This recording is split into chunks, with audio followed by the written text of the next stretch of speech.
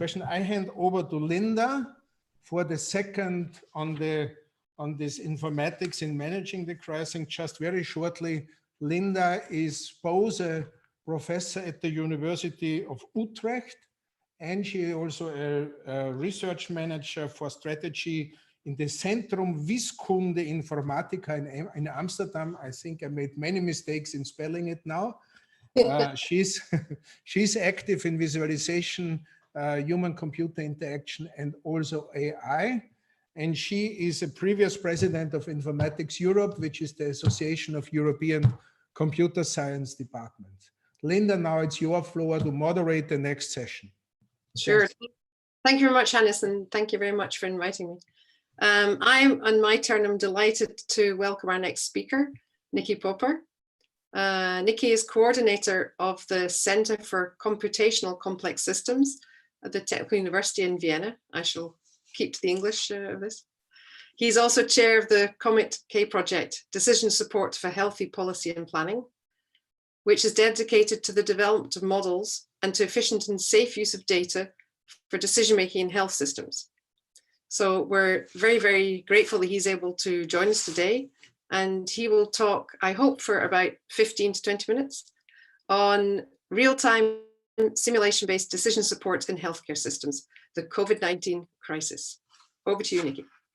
Thank you very much. Thank you for the invitation. I hope you can already see my slides. Yes? Great. Okay. So thank you very much, Linda, for this introduction. Yes, as a matter of fact, I'm working at the Technical University, and at the moment we are supporting the government in Austria to find hopefully good decisions how to take care with the COVID-19 crisis. And in my talk, I want to point out more or less two things. So what are models like which are tackling these questions, and do we have only one choice of model? And the second question is how the way we ask questions defines how we use models and how we should integrate models in decision support processes. So what was the starting point? As a matter of fact, you can see here a map of the small town of Vienna in the center of Europe. And the big thing was in January, when nobody thought about it in Europe, they said, okay, what might happen if we have one point here in red with an active COVID-19 infection? And then we said, okay, yes, we will try to find out with our model, where we have an agent-based model, where we have contact networks in the city. And the good thing was, and I think that's a very important thing for usage of models and simulation tools in the 21st century, not to start thinking of the model when the question arrives, but to have already a modular system of basic components. I will show it in this talk, how our model approach is built up with different modules. And the basic thing is we are modeling since a long time on population models, on the way we can rebuild a virtual population. So we have digital humans in our simulation, and they can live their life, and we can have more insights what happens to our real world population if something happens. So the first impact was, of course, COVID-19 arrived in Europe, and the second impact are the measures where we have very strong measures in Austria compared to other countries. And what does this mean for us as population, as humans in a real world? So probably you are not very familiar with the things what happened in Austria. So I made a very short timeline. What happened and what was our answer, or the answer of the modeling and simulation community. So we started in January with first scenarios to calibrate our model, our agent-based model, more or less a month before the first confirmed cases were reported in Austria, which happened in Innsbruck. And we started those days with possible scenarios, what might happen after this. What might happen after this is, you can see here Innsbruck with the first case. And then we've started to do different approaches where we have the non-detected cases and the detected cases. And we have a contact network over Europe, over Austria. And in this example, we had then an impact in Vienna. It's the biggest city of Austria. And of course, this was not a really prediction. It was in February, there were no, only 2 cases in Austria. But what you can already see is a qualitative curve where you see a first peak. And then you have seen some of these wavering curves and peaks in the following year. And what we see now is that at the moment, we think that it might be like this. I'm not focusing on the concrete numbers, but the qualitative behavior might be that it will be like this, at least in Austria. So we already see, okay, we started with only calibrating our model with data which came from the United States, for example, where we said, okay, 60% of the population will get the disease. And then moving on to this first impact analysis. At the beginning of March, at the 10th of March, the government set the first measures in Austria. And so our approach changes. At this time, we said, okay, we have to compute what would a decrease of the contact between the population benefit for the highness of the peak. And you can see this flatten the curve. We did this, of course, also for Austria. And we said, okay, we have a nonlinear effect if we can use these things. What happened with this model, it was strongly communicated by the government to the population, just to show, okay, if you do something, it would benefit. It would not only benefit in a linear way, it would really benefit increased. And so what happened was we were really successful with this. And continued. A totally different question of what I mentioned is, what is the worst case scenario? So for example, in the city of Vienna, the hospital group here in Vienna said, okay, we need a process, a description where we have the idea what is the worst case, what do we have to obey for resource management? And so we said, okay, with the worst case scenario, you will need 6,500 beds here in Vienna. And so the reaction was that they made at Messe Wien, so it's an exhibition area, additional beds. So you can see we have 2 days, 3 days, and we have really implemented the model, the simulation, and the reaction of the policy. So what we are experiencing here is a fundamental difference of everything I ever seen in my life. If you do some simulation results and policies reacting within 2 days, at least in Austria, it's not very normal. Normal is you do something and then you wait 10 years and then politicians said, oh yes, we might have done something. So that's the normal process. So we are experiencing really very, very exciting things from the simulation. So from the 13th, the same day, big measures were taken in Austria. Schools were closed, shops were closed, more or less all. And we computed, of course, then the first time a really quantitative prediction. Why? Because we had now more information on the disease, we had more information on the contact networks, and we had the information on the measures. And we said, okay, the number of increase of new cases will reduce by 50%. This day, on the 13th of March, we had an increase of 30% every day. And we will say, okay, it will decrease in 1 week to 20%. And to be honest, of course, you need luck with this. We were exactly right. 1 week later, we had the reduction of this 50% from the doubling time of 2.3 days to a doubling time of 5.5 or so. But in real world, in change management, it's not always good if you're right or it not only works. 1 week later, we had additional measures. We said, okay, it will work.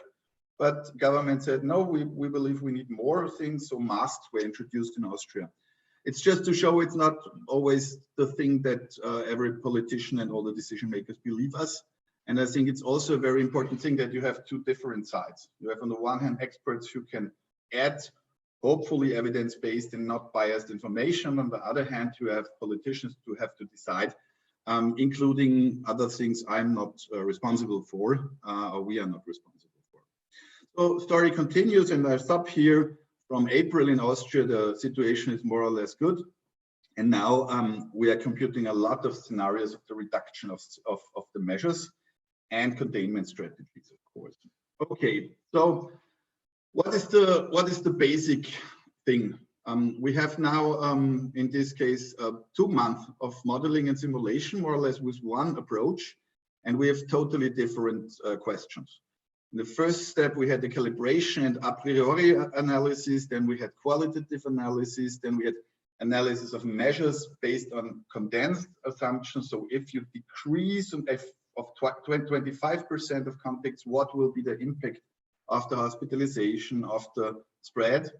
Then we had resource planning, where we have to include worst case scenarios and such things. And then starting with quantitative prediction. And now being in a state where we say, okay, we make analysis of measures based on detailed assumptions. So what will happen if we open schools again, which happens in Austria, as a matter of fact, on Monday. So we have now 3 days, and we are pretty much excited what we will see, as the evidence, especially for the spread in schools, is very limited at the moment, also in international literature. So a lot of different questions. Can we answer this always with one model? What are the approaches? I think that's very interesting.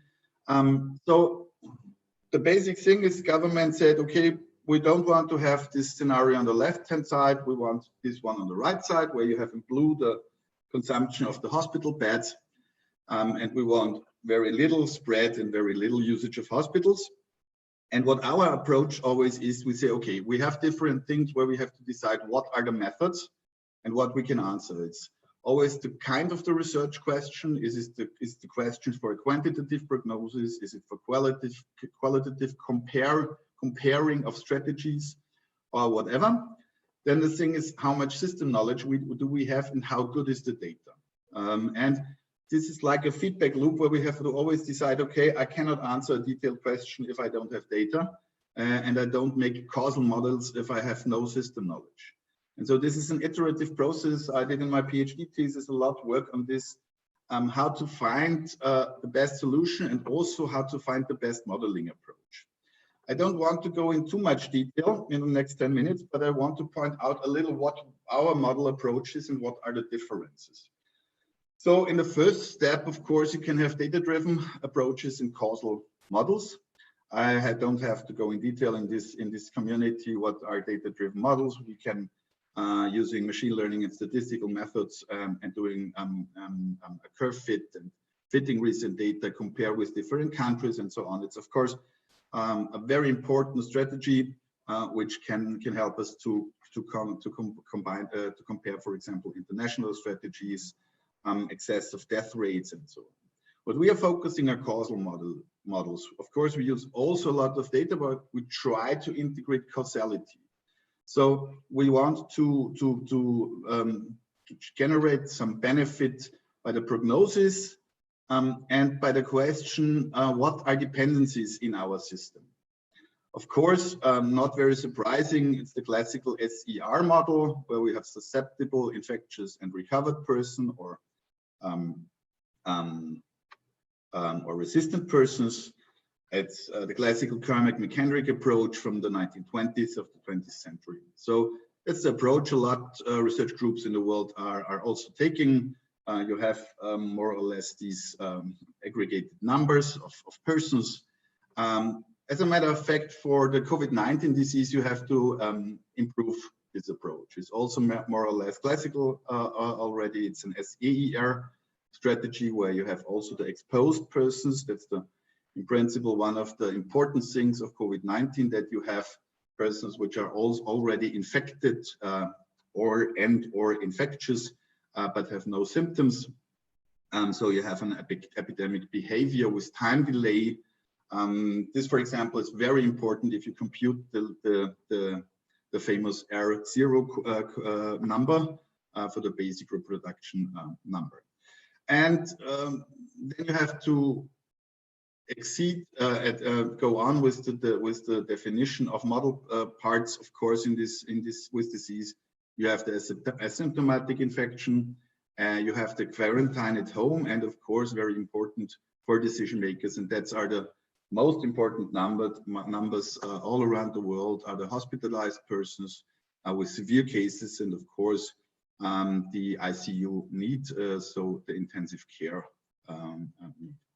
And as you can see, a lot of information is needed, a lot of data is needed, and a lot of going into more detail with the model. So our approach is a microscopic model where we really have all inhabitants, in this case of Austria, that's about 9 million, where we have this coverage of the status for every person. So you have an infectious status and susceptible status and so on.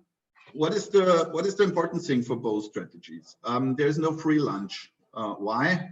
All approaches have advantages and disadvantages. So if you have a classical SER model, you have only 3 parameters you can try to calibrate, which you have to parameterize. And it's a very pure model where you can have a very detailed view on what happens if I change. As a matter of fact, the basic thing is for real world illnesses, you have the bias of the information in aggregating these 3 parameters by including 1,000 of real world parameters. With our macroscopic approach, we have the other way around. We have a lot of parameters for every step, for the latency time, for the incubation time, for the severity of the illness, for various population groups, depending on age and comorbidities. And of course, you have here the problem that you might have an overfitting, and the question, can I believe what my model is doing? I think especially important in today's complex simulation models is the separation of model-driven errors and data-driven errors. We have a huge sensitivity of these models, which is based on the system knowledge, on the way this illness is working. If it starts to spread, we have a very vivid and a very dynamic behavior. It's very sensitive to, for example, measures. That's the one thing. And the second thing is, especially in Austria, we have a big problem to get qualitative data. It starts from the number of ill persons on the testing strategy and a lot of different things. So in Austria, we have at the moment a very intensive discussion between privacy, when is it allowed to use health data from persons, and on the other hand, the way we make policy decisions and the way our researchers can use data from the health systems. So a brief overview only for 5 minutes of our model. As I mentioned, I think today, if we make decision support with simulation models, we need a highly quality assured structure of these models. So we develop modules. And the good thing in our case was the population model, the contact model, and some kinds of the disease module were already developed in the last 10 years.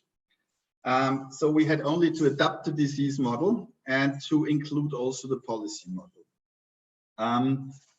Population model, very brief. We have a generic population concept where we can apply all the development and the status quo of the inhabitants, where we have different toolboxes. It depends if we make an epidemic like COVID-19 or if we analyze diabetes, which we need to analyze over 30 years. And this model can be reused. What are the features? We generate based on the real population, a digital population, which includes in the first step only age and sex and the region. But we can adapt depending on the research question, the living, the education, if the medical record, or smoker or non-smoker, whatever. So you live then in a real area, and you have we are able to trace this virtual population. So it's from the birth to death if you come from Germany and leave again. So everything is possible. So what is the benefit? The benefit is these persons can then have contacts with other persons, and they have their if they are ill, they have their process through the system. So As a matter of fact, we can go in detail as much as we want. In this case, for example, we can say, okay, it's not only statistical in an area, but they have really their living place, because it's important how far are they away from hospitals and other things. Contact model, to go into not too much into detail, is based on a European Union study. It's the Polymote study, which we use. And the good thing is, and that's one thing I wanted to point out on the contact model, it is based not only on age and sex, how much contacts do you have with which other groups, but it's also separated into households, schools, workplaces, and so on. Why is this important? It's on the one hand important that we have the possibility to include the contacts on the different persons, and we can directly include the measures which were set. For example, in Austria, schools were closed, so it was very easy and very fast possible to close the schools and also to reopen it. So that's also an important thing. Could I ask you to round up in just a few minutes? Yeah, only 3 minutes. And so this is on a modular basis. Contacts are also between municipalities and districts and federal states and countries, and in this case it's the same. You have to include it in the first hand, then you can now, for example, include the measures when in Austria it was not allowed to leave, for example, different countries to go on other states. Okay, so I will go over this. You have then the possibility that the illnesses are doing hospitalization where you come, depending on the age and the sex, and you can include the policy, lifting policies and introducing policies. So what are the results? And I'm trying to point out, you have to be able to answer different questions. So for example, one thing we are doing is we recompute the history with our virtual agent. So what you can see here is the dark curve in dark blue are the collected positive tests. This is the number we can calibrate on for the time. And the red numbers are the hospitalizations. What we have as additional benefit from a simulation tool is the not evaluated versions, like in dark blue, for example, the pre-asymptomatic cases, and in yellow, the asymptomatic cases. So what we can benefit with this is, with the virtual, with the digital population, we can recompute, for example, the first wave we have seen now in Austria in March and April, and make additional analysis with virologists and so on. Second thing is, of course, we can now help to make the analysis for different scenarios. So for example, at the moment, one thing we are doing is, if you have the darker curves in blue and in orange here, this is the reopening now of measures. So if you open schools and working places, and in the light color, the light blue and the yellow curve is if we make tracing and if we make a containment strategy. And so we can point out, okay, until what amount of reopening can containment help? So totally different questions, but possible with both models. I think the most important thing at all is at the end, two things, that we have different models. Only two sentences. In Austria, we have a combination of our university with the medical university and the state agency, where we use 3 models for computing the every week prognosis, which is always published on Friday. Why? Because comparison of models is very important. And nevertheless, if we have micro or macro models, we have a lot of parameters we are looking for. One is, for example, the ICU usage. It's very different in countries because of the system. In Austria, it's very different to Italy or Germany. And that's the basic thing we are lacking at the moment. We, for example, do this for Austria, but we have too little approach to services. So what we identified is a better usage and a quality assured reuse of models as a lessons learned. And the second is, we need much better processes for use in international and sharing of data, not for public, because in health normally it's not allowed to use it as public, but with highly professionalized processes where research group can use data, also if it's not anonymized, for clearly defined, ethical approved research questions, and where we can share this data. And this COVID-19 crisis is a really call for action to improve the processes here. Thank you very much. Thank you very much indeed, Niki. I feel we're lacking communal clapping on these digital platforms. I would like to say to our audience, if you have access to the Q&A tool, to type in some questions there, or perhaps just type in a brief question and we can have you actually pose your question audibly to our speaker. If any members of the panel would like to ask a question, then please attract my attention in whichever way you feel is appropriate. While you all think about questions, I, of course, was very inspired by your talk and have enough questions to fill the time, but I do not want to take all that time. So I'm very aware of some of my colleagues in the Netherlands who are working with our national government to look at how the spread of corona is developing. And I was wondering at the moment, because everyone's so, I won't say panicking, everyone's so very focused on what's going on in their own country. Are there already models and data being swapped among countries to do comparisons of the types of data that want to be collected and the performance of the models that you have? Yeah, so for example, the Society for Medical Decision Making is doing a platform where they're collecting models for different countries. Last week, we also had a talk to the ECDC.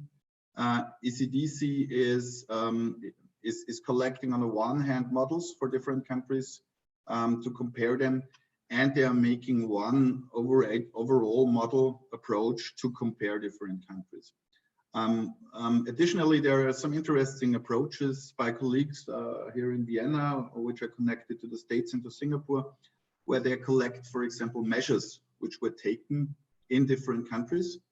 And they're working at the moment on an algorithm where you can say, okay, this measure had an outcome of a decrease of error effective or doubling times of X.